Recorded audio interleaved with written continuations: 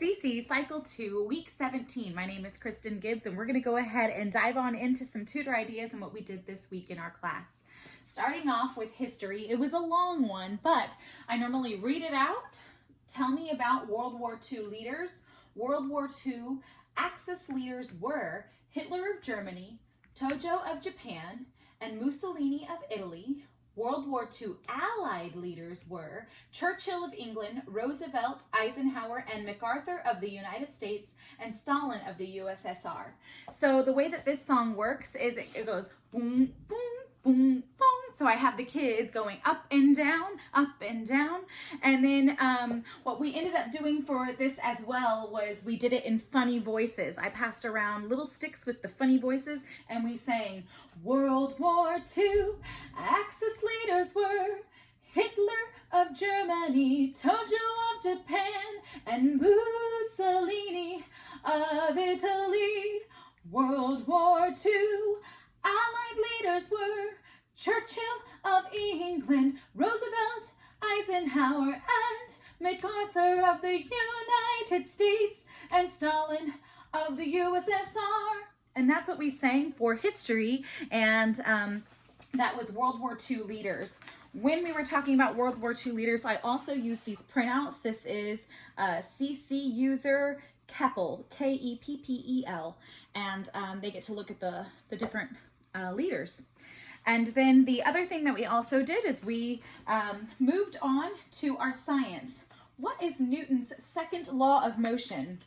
And this was here. Newton's second law of motion states that force equals mass times acceleration. We did hand motions, and this is force is going to be force, and then mass, which is m, and then A, acceleration, we're going to bring it around and accelerate. So this goes to, if you're happy, the more we get together.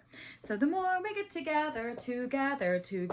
So Newton's second law of motion states that force equals mass times acceleration. F equals ma, and I put my ears up and I have the kids say F equals ma, and they scream it. So what is Newton's second law of motion states that force equals mass times acceleration. F equals ma. And that was our Newton's second law of motion. We also worked on this in our science this week. Moving on to math, the area of a square we have equals length of its sides squared. And so that is here. This pairs with our last week's song. So we have the area of a square equals length of its sides squared. The area of a square equals length of its sides squared. And then I took a carpet square and we held them up, showed that all sides were equal. We also took our carpet squares into a larger room and we had each of the kids lay them down, the carpet squares. The area of a square equals length of its sides squared. And then we jumped into the square, showing that the area is everything inside of the square. So moving on from that, our next thing that we went on to was English, a noun.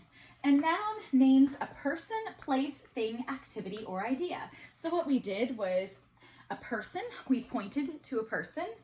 A place, we pointed right here because we were in the place, our school. The thing, we held onto a thing, so I did like my necklace. So this is a thing. And then activity, we did writing. So we did some drawing and an idea. And this song was a Star Wars song. So a noun names a person, place, thing, activity, or idea. A noun names a person, place, thing, activity, or idea. And that's what we did for noun. And that is also here. And then we moved on to our Latin. Latin, we are doing future tense endings. First conjugation, future tense. I have this bow and arrow. I took the bow in, and each kid was able to shoot the bow while we sang this. And we did bow bispit, bimispitis bunt, bow bispit, bimispitis bunt, First conjugation, future tense, and shooting that into the future. The next thing we did is we moved on to our geography, having our maps all around the carpet squares, and then we were able to find those, and our geography was to Central European countries. So I started off with, if you're happy and you know it, clap your hands. And so we did, if you find yourself in Central Europe, clap, clap. You might be in Germany, clap, clap. And then we go to Netherlands, Belgium, Luxembourg, Switzerland, Central European countries, and then we clap, clap. And then we find those places. If you find yourself in Central Europe, you might find yourself in Germany, Netherlands, Belgium, Luxembourg, Switzerland, Central European countries. Clap, clap.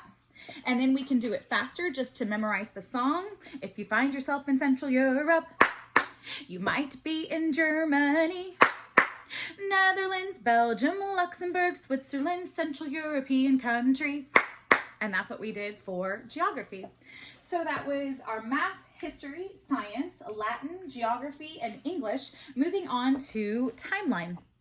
Timeline, we have Napoleon crowned Emperor of France, and the music goes doo-doo-doo-doo-doo-doo, and then liberation of South America, the War of 1812, the Missouri Compromise, immigrants flock to America, the Monroe Doctrine, romantic period of the arts. And the motions for that is Napoleon crowned Emperor of France, liberation of South America, the War of 1812, the Missouri Compromise, immigrants flock to America, the Monroe Doctrine, romantic period of the arts. And we bowed. And that was our timeline. In art, we had a fantastic time learning about Thomas Gainsborough. Having that library book was amazing to be able to show some of the portraits that he was known for, but he really enjoyed painting landscapes. He did 372 paintings that were known and published, which is actually a lot. He went to the Royal Academy in London. He was unique for what he did, and he did it to his best. He used quick, light strokes and new techniques. So what we did for the techniques was, I just wanted the kids to be able to see all the different kinds of techniques. So I brought some shaving cream, and I poured this shaving creams into these little baker's cups, and each of the kids were able to take their feather, dip it into the cup, and then paint with shaving cream, and saw that that's a new technique. And what would it look like if we put some food coloring in it, and we could paint and see the color on our white paper with our feather, and what kind of texturizing and things like that. You can also use Kleenex wipes, and you can take the Kleenex, bunch it up in a paper, dab it in some paint, and then see what that does. We also did stamps with our dinosaurs. I took a bag of dinosaurs, and I had each kid take the feet of the dinosaur and stamp them and put them on their paper, and they had a lot of fun with that. And that was what we did for art. We also practiced closing our eyes and imagining a landscape. Once we found that picture of a place that we visited or somewhere that we really enjoy, whether that's at the beach or the mountain or whether it's just in our backyard, we pictured a landscape, and then we all drew the landscape. Then we took a picture of ourselves, we cut it out with scissors, and then we took our portrait of ourselves and we glued it into the landscape. And that was a lot of fun. Moving on from Thomas Gainsborough with art, we moved on into presentation time. Presentation time, we have this, I have this board, and here we worked on movement, which is avoiding distracting body movements, shaking our cue cards, or tapping our foot, or rocking back and forth. Although we do not want to be a stiff board either. So just having, and the kids also know that when we're rocking or when we're just kind of fidgeting, just to control that movement and limit it, and allow movement if you're trying to demonstrate or show that, you know, something that you're doing, one of our girls brought beautiful butterfly wings, and she was able to show them and demonstrate them with movement. So movement can add to your presentation, but it can also take away. So just knowing when is appropriate for that. The other thing that we worked on was our science. And in our science, we had talking about Newton's laws of motions and motion, and we did SNAP, and this was week 17 and 177, and we learned about how objects resist change in movement, and let's see how staying put can snap. We took a sorry, that's the other one. Energy change. This is SNAP. Here we go. We took a soda can, we put it onto a piece of paper, and then we pulled the piece of paper from underneath the soda can, and if we pull it really fast, the soda can would stay still. And this is from inertia. But then when we would pull the paper from underneath the can really slow, the can would fall over. And so that is force equals mass times acceleration. Force is needed to move the soda can. Which is how fast it gets moving. So force, mass, acceleration. The bigger the mass and the faster you go, the more force you will need to move it. You will need to move you. And then we did energy change.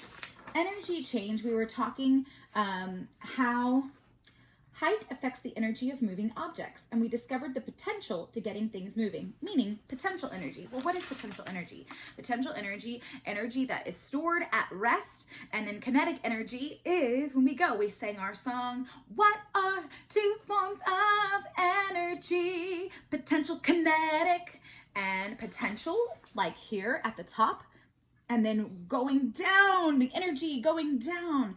And we talked about like the ball, she's holding, it's at rest, it's still, and boom, the kinetic energy, it's falling, and using gravity to help that. And that was in 174, which is energy change. And we did the ruler with a groove, the marble, the cup, and then the incline plane, using books to create the incline plane and seeing the cup being pushed and showcasing the potential energy and kinetic energy.